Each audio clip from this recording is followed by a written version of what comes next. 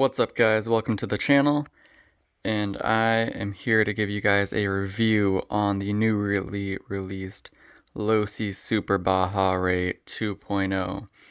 Now let's get this out of the way first. This thing is absolutely massive.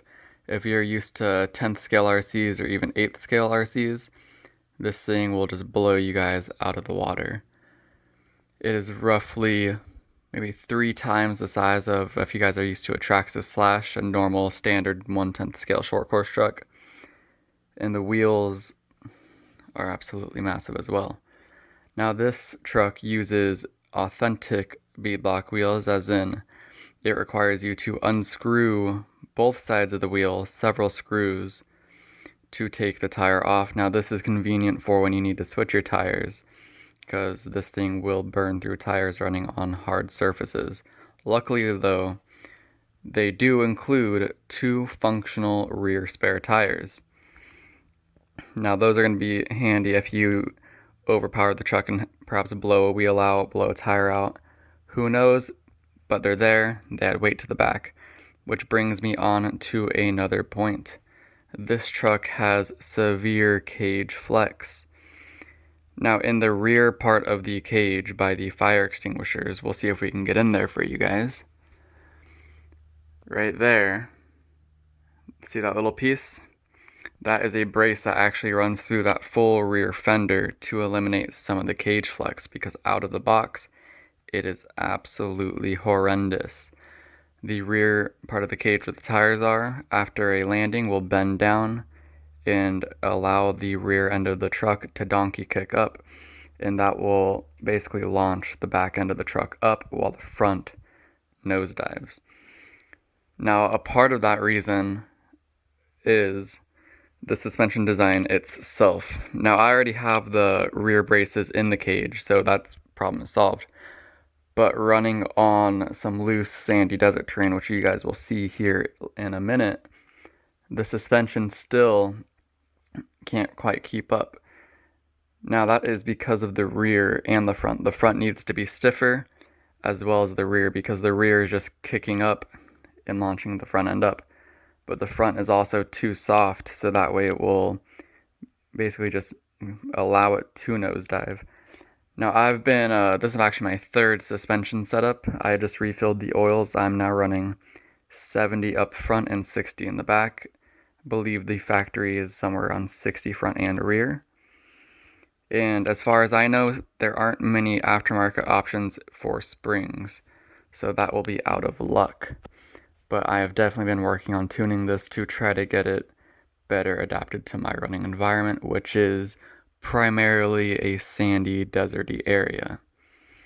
Another point I'd like to bring up is the durability of this thing. I have not broken a single part on this truck. That is not to say it is fully indestructible, as I have quite a bit of upgrades done to this thing. But the one thing I have been breaking is this Lexan body.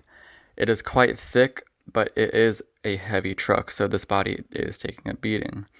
After a few cracks I've developed, you can see one right there, and then along the rear it's splitting, that this was being used. One of my A-pillars on the passenger side of the truck is actually split in half. But after those, I actually took the body off and applied the shoe glue and drywall tape to reinforce it, and that has really stiffened it up and increased the durability tenfold. Your bodies will last probably like at least 10 runs longer than if you don't. But my only problem with this body is all the screws that hold it in, as they will start coming apart like that. I don't know if you guys can see that there, but that is the actual screw itself punching through the body. Now I'm only noticing that so far on the rear of the truck. Most of the other ones seem pretty solid, but the plastic retaining washers, those are what is failing first. Now I'm going to switch you guys over to another view, the underside of the truck, and we can discuss some of the upgrades and other problems I've been having. Now looking at the underside of the truck, we can actually see all of the upgrades that I have applied to this thing. We have the Vivatin upper and lower billet aluminum arms, front and rear, as well as just your standard eBay chassis armor plating that you can buy. I think it was about $78 for the full set of chassis plating. The upper arms and lower arms are $99 for the set, and the rear arms are about $60 for the set. Well worth it in my opinion. The amount of looks you get when it flips over from the people, quite nice. But that is not the only reason you get aluminum parts. It makes the suspension and steering a lot stiffer, as in there isn't as much play front to back, and that's because aluminum does not bend. Now keep in mind that putting aluminum on places where it was originally designed with plastic will put stress in other places, but this truck is so durable you more than likely won't even realize it. Now my one gripe with this truck is the battery tray. This has to be the worst designed battery tray I have ever seen in an RC, especially if you run in sandy environments. Now it works with a latch system right here. You're supposed to pull the latch and then this will come out. But what happens is when you run in sandy environments, all these cracks right here, there and there, fill up with sand and make it too gritty to actually release. I find myself having to pry it open with a screwdriver through this hole, and that is the best way I have found to actually remove batteries. It is basically unacceptable.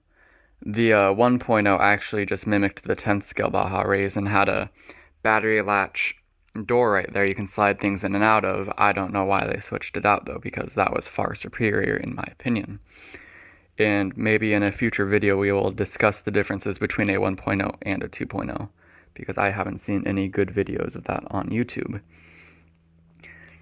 One other point that I've actually been noticing breaking is the front bumper.